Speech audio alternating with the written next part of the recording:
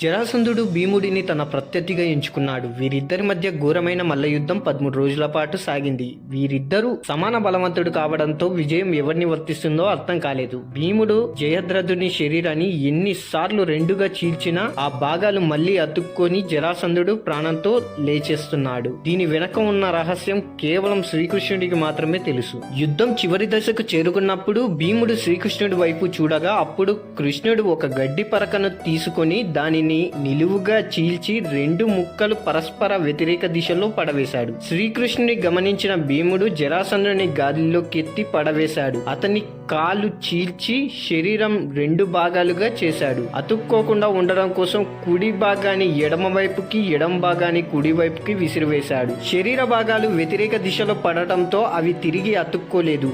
అలా మహాబలవంతుడైన జరాసంధుడు మరణించాడు. అనంతరం శ్రీకృష్ణుడు బందీలుగా ఉన్న రాజులందరినీ విడిపించాడు.